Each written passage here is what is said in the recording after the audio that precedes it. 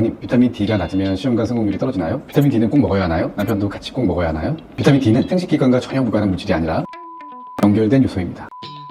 비타민 D가 일정 부분 관여한 것으로 알려져 있습니다. 임신을 준비하는 과정에서는 이 세 가지의 기본 환경을 안정적으로 만드는 것이 중요합니다. 비타민 D가 부족한 그룹에서는 임신율과 출산율이 약 30% 정도 더 낮았다는 결과도 있습니다. 요즘 임신 준비 과정에서 비타민 D 이야기를 굉장히 많이 듣게 됩니다. 원장님, 비타민 D가 낮으면 시험관 성공률이 떨어지나요? 비타민 D는 꼭 먹어야 하나요? 남편도 같이 꼭 먹어야 하나요? 인터넷에서도 비타민 D가 임신에 좋다, 시험관 성공률을 높인다, 이런 이야기들 많이 나오죠. 그런데 실제로 의학적으로 보면 비타민 D는 단순한 영양제라기보다 생식 기능과 어느 정도 관련이 되어 있는 물질입니다. 그래서 오늘 영상에서는 비타민 D가 임신 과정에서 어떤 역할을 하는지, 시험관 시술과 어떤 관계가 있는지, 남성에게도 의미가 있는지, 그리고 실제로 어느 정도 수치를 유지하는 것이 좋은지, 이 내용을 임신을 준비하는 분들 입장에서 이해하기 쉽게 정리해 보겠습니다.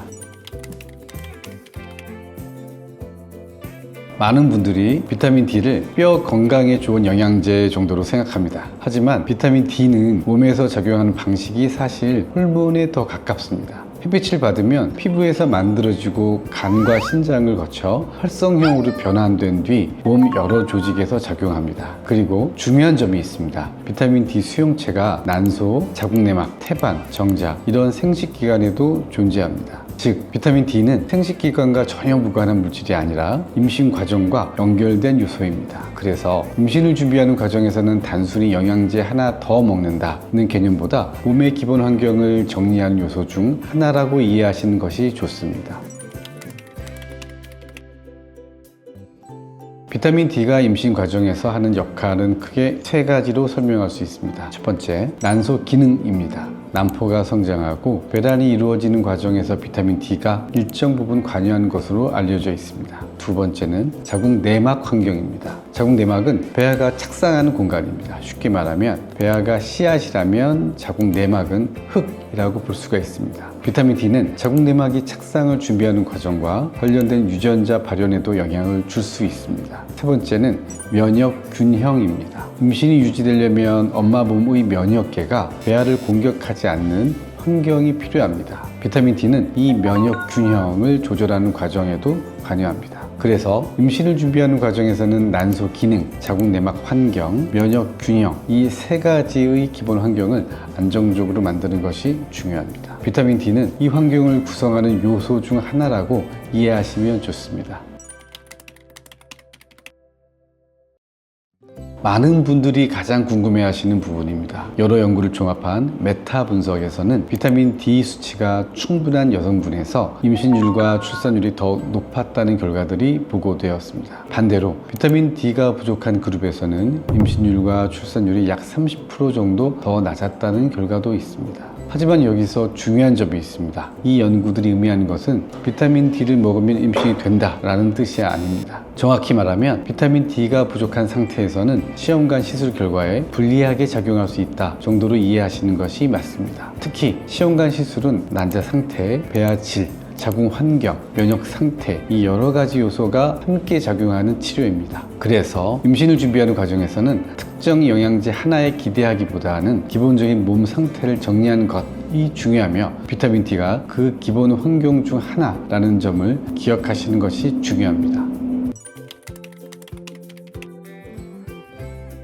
여기서 중요한 점이 하나 있습니다. 국민건강영양조사 데이터를 보면 한국 가임기 여성의 80% 이상이 비타민 D 부족 상태로 보고된다는 점입니다. 이유는 생각보다 단순합니다. 실내 생활, 자외선 차단제 사용, 햇빛 노출 부족 이 세 가지 때문입니다. 실제 진료실에서 비타민 D 수치를 검사해보면 생각보다 낮게 나오는 경우가 꽤 많이 있거든요. 하지만 이때 수치가 낮다고 비타민 D를 무조건 먹기보다는 내 몸의 상태를 확인하고 필요한 만큼 보충하는 것이 가장 중요합니다. 즉, 부족하다고 무작정 많이 먹기보다 검사를 통해 부족한 수치가 어느 정도인지 먼저 확인하시길 바랍니다.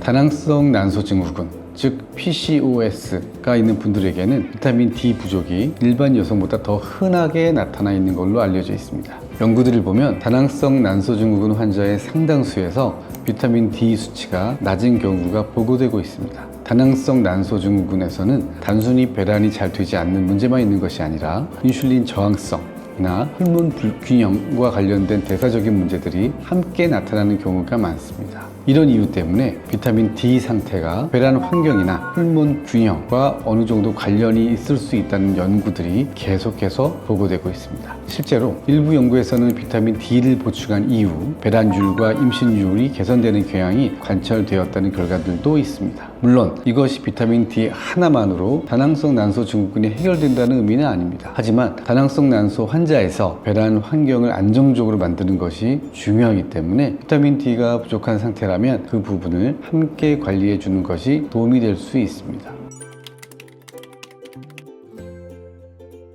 임신을 준비하다 보면 많은 관심이 여성의 몸 상태에 집중되는 경우가 많습니다. 하지만 임신은 여성과 남성이 함께 만들어가는 과정입니다. 비타민 D 역시 여성에게만 중요한 것이 아니라 남성 생식 기능과도 관련이 있는 것으로 알려져 있습니다. 정자에도 비타민 D 수용체가 존재하며 비타민 D가 정자 운동성과 관련된 과정에 관여할 수 있다는 연구들이 보고되고 있습니다. 실제로 일부 연구에서는 비타민 D 수치가 높은 남성에서 정자 운동성이 더 좋은 경향이 관찰되기도 했습니다. 물론 정자 상태 역시 생활 습관, 호르몬 상태, 전반적인 건강 상태 등 여러 요소가 함께 영향을 미칩니다. 하지만 임신을 준비하는 과정에서는 여성만 관리하는 것이 아니라 부부가 함께 건강 상태를 점검하는 것이 중요합니다. 비타민 D도 그 중 하나의 요소라고 생각하시면 좋겠습니다.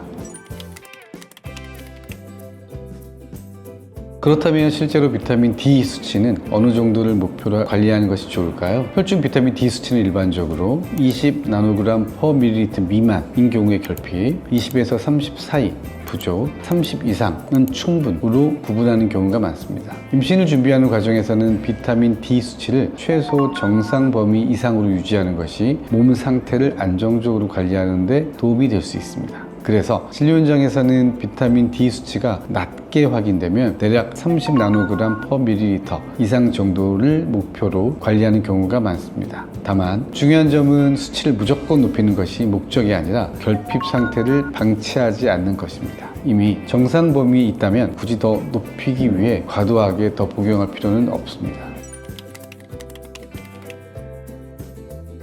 비타민 D를 보충할 때 가장 중요한 것은 무조건 복용하는 것이 아니라 현재 수치를 확인하는 것입니다. 혈액 검사를 통해 비타민 D 상태를 확인한 뒤 부족한 경우에 필요한 만큼 보충하는 것이 가장 합리적인 방법입니다.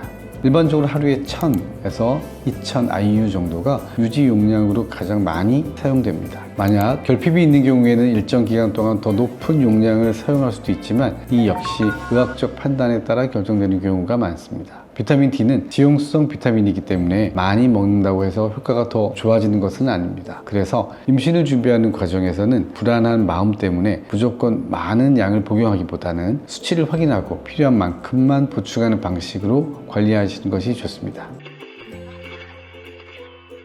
비타민 D는 임신을 보장해주는 특별한 약은 아닙니다. 하지만 난소의 기능, 자궁내막 착상 환경, 면역 균형, 그리고 정자 기능까지 임신과 관련된 여러 과정에 어느 정도 관여하는 요소로 알려져 있습니다. 그래서 임신을 준비하는 과정에서는 특별한 무언가를 더 많이 더하기보다는 몸의 기본적인 환경을 안정적으로 정리하는 것이 중요합니다. 비타민 D도 그 기본 환경을 구성하는 요소 중 하나라고 이해하시면 좋겠습니다. 만약 비타민 D가 부족한 상태라면 그 부분을 보충해 주는 것이 도움이 될 수 있고, 이미 정상 범위라면 굳이 수치를 더 높이려고 과도하게 복용할 필요는 없습니다. 결국 임신 준비라는 것은 특정 영양제 하나로 결정되는 과정이라기보다 몸의 여러 조건들이 조금씩 균형을 맞추면서 만들어가는 과정에 가깝다고 생각하시면 좋겠습니다. 그래서 임신을 준비하고 계신 분들이라면 다음 병원 방문 때 비타민 D 수치 한번 확인해 보는 것도 좋겠습니다. 생각보다 부족하게 나오는 경우도 꽤 많기 때문에 현재 상태를 확인하고 필요한 만큼만 보충하는 방식으로 관리하시면 됩니다. 오늘 영상이 임신을 준비하시는 분들께 조금이라도 도움이 되었으면 좋겠습니다. 영상이 도움이 되었다면 좋아요와 구독 부탁드리겠습니다. 다음 영상에서 또 뵙겠습니다. 감사합니다.